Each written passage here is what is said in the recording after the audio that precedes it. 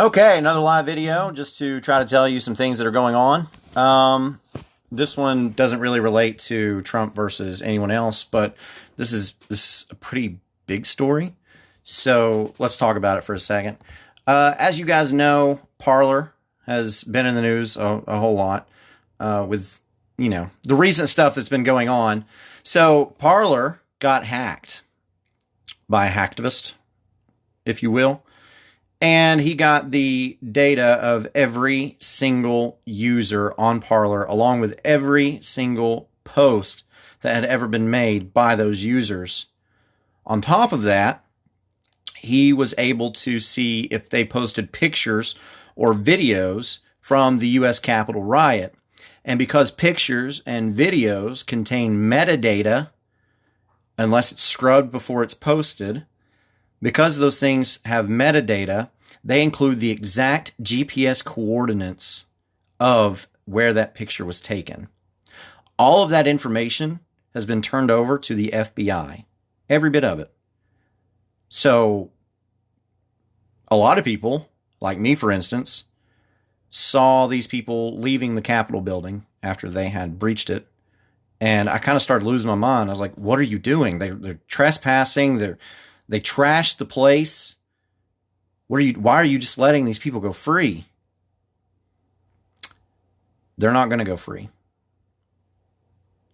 The FBI has the metadata of the pictures that were taken, and they are going to use it up against the post with the personal information of the users there. They're going to find these people, and they are going to be charged federally. What's interesting about that is we've heard a lot of stuff. Exactly. That right there. What he just said. Scary stuff. It is scary. It is scary. And that's something that we all need to think about. When you post on Facebook, it's funny. It's funny to me that we still have these sometimes. Every now and then somebody will copy and paste it because it's old and nobody knows about it. But it'll be like, I do not consent from here forward, Facebook using my pictures, posting. Like, you ain't got nothing to do with that, honey.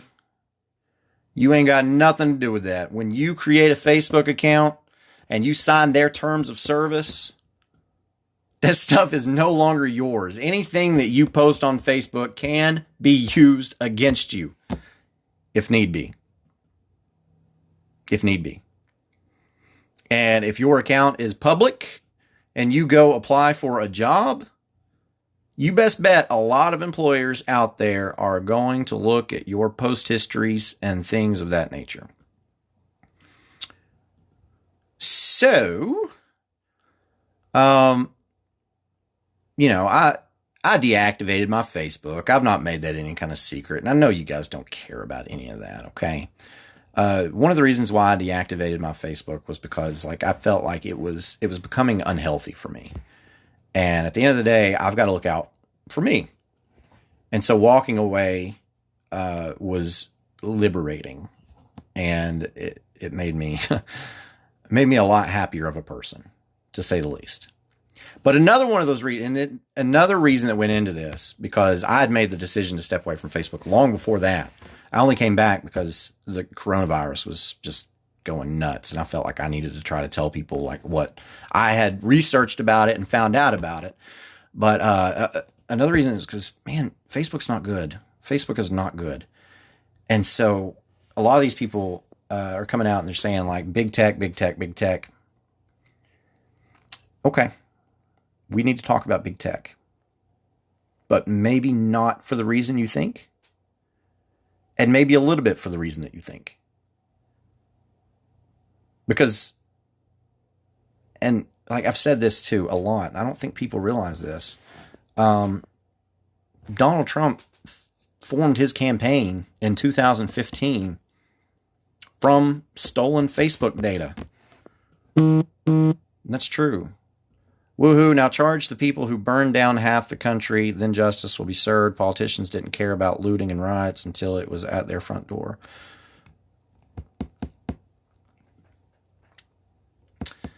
What you just made is a false equivalency.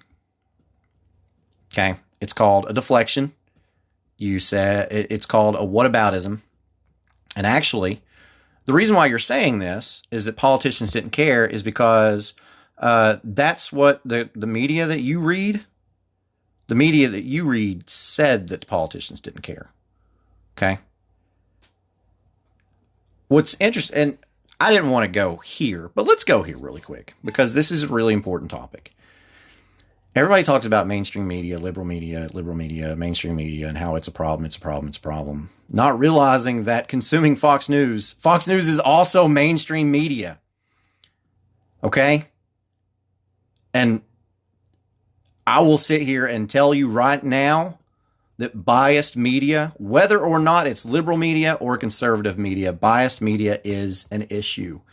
And we do need to have that conversation. But it's interesting to me that all these people are like, MSM is bad. MSM's bad. It's detrimental to this country. Also watch Fox News. That's really, really ironic to me. So when you're talking about the riots and looting last summer, it's a false equivalency. Okay, those two things are not the same thing. And what's really interesting is, as someone who loves this country, because make no mistake, I love this country. Love this country.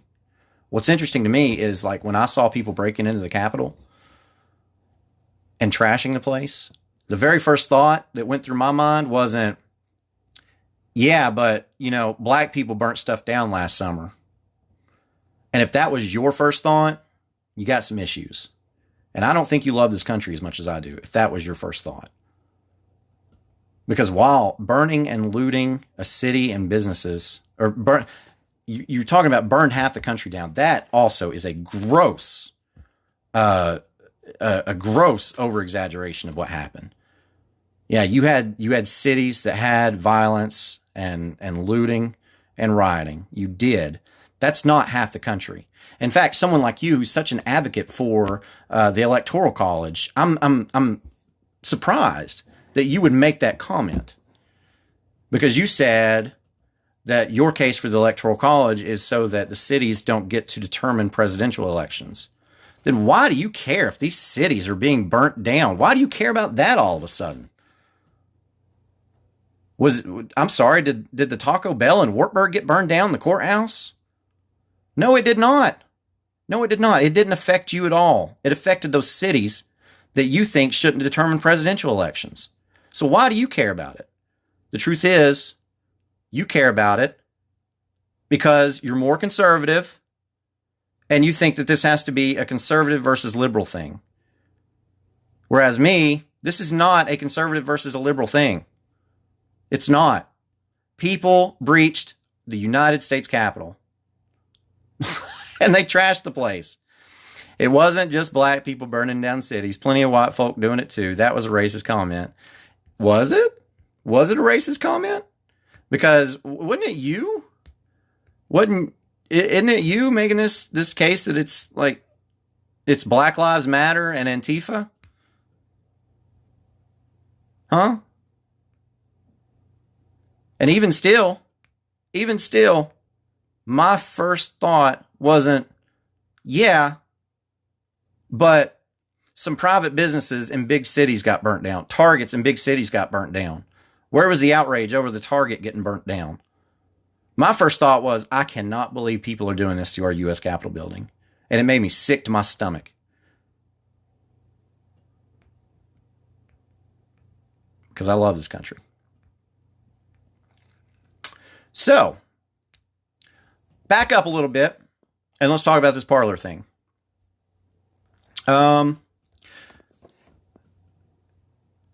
We do have an issue with big tech, but it's not a big tech problem. It's a people problem. What do I mean by that? I mean, we are willfully, as users of social media, we are willfully giving these people this power. We do it. We do it. And it's amazing. It's really, really, really funny to me. This is so ironic. People leaving like Facebook and Twitter for Parler because, Parler wasn't going to ban President Trump if he'd made an account.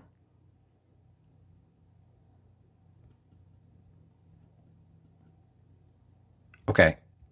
Listen, though. Listen, though, because my point is still the same. You are more worried about people causing damage in cities than you were about people storming the Capitol building. That's my point. And when I make that point to people, they're like, well, it's all bad. It's all bad. Like, you understand what just happened? You understand what? Okay, let's agree. Let's agree right here. It's all bad. Okay, let's agree to that. Okay. Now let's put them on a scale and figure out which one's worse. And if you think the rioting and looting that happened in cities is worse than what happened at the United States Capitol building, we're not the same. Now, moving on. Parler. A lot of people left Facebook and Twitter for Parler because Parler wasn't going to ban people for their political opinions. That's why they said they did it.